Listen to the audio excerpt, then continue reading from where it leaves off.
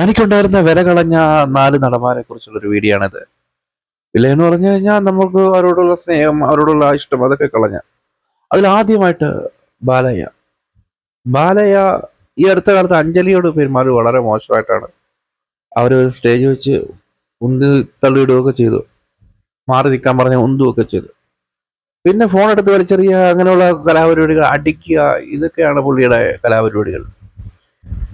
ഇപ്പൊ ബാലയ്യ സ്വന്തം വില കളഞ്ഞൊരു താരമാണ്. എങ്കിലും ഇവർക്കൊക്കെ ഭയങ്കര ആരാധകരുണ്ട്. അതെങ്ങനെയാണ് എന്ന് എനിക്ക് അറിഞ്ഞുകൂടാ. ഭയങ്കര ആൾക്കാർ ഇവരെയൊക്കെ സ്നേഹിക്കുന്നു. ഇവർക്കൊക്കെ വേണ്ടി മരിക്കും. അവർക്ക് ചിലപ്പോൾ എന്നെ വന്ന് തല്ലിക്കൊല്ലും. അങ്ങനെയുള്ള ആരാധകർ ഇവർക്കൊക്കെ ഉണ്ട്. പക്ഷെ നമ്മൾ അതൊന്നും കണക്കാക്കുന്നില്ല. അടുത്തത് നമ്മുടെ സൂപ്പർ സ്റ്റാർ ആയിരുന്ന ദിലീപാണ്. ദിലീപ് ഒരു കേസിൽ പെട്ടതോടെ ദിലീപിനോടുള്ള ആളുകളുടെ ഇഷ്ടവും ആ ഒരു ആരാധനയും ഒക്കെ അങ്ങ് പോയി.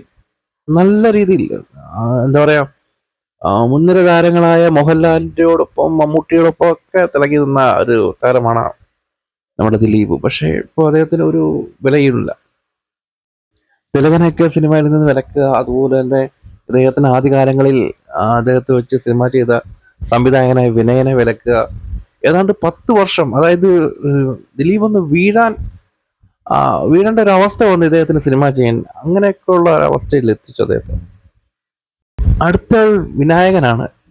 വിനായകൻ നമ്മുടെ രജനീകാന്തിന്റെ ജയിലറിൽ മെയിൻ വില്ലനായിട്ട് വന്ന താരമാണ്. നമുക്കൊക്കെ ഭയങ്കര സന്തോഷമാണ്. കാരണം ഒരു മലയാളി രജനീകാന്തിന് വില്ലനായിട്ടൊക്കെ വന്നപ്പോൾ ഭയങ്കര കുളിര് കോരുന്നൊരവസ്ഥയായിരുന്നു. പക്ഷെ ഇങ്ങനെ തുണി കുറച്ച് കാണിച്ച് അങ്ങനെ അദ്ദേഹം ഉള്ള വിലയൊക്കെ കളഞ്ഞു കുളിച്ചു. വളരെ മോശമാണ് അദ്ദേഹത്തിന്റെ ഒരു പെരുമാറ്റമൊക്കെ. പിന്നെ ഉള്ളത് നമ്മുടെ മോഹൻലാലാണ്. മോഹൻലാൽ അമ്മയുടെ ഷോയിലോ അതോ വനിതയുടേതോ അവാർഡ് ദാന ചടങ്ങിലോ ഷാരൂഖ് ഖാനൊക്കെ ഉണ്ടാകുന്നു.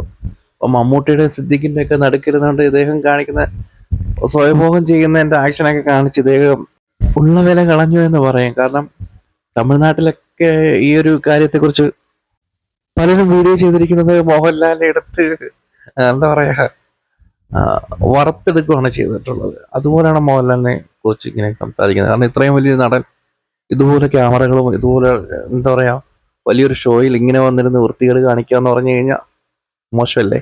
വളരെ മോശമാണ്.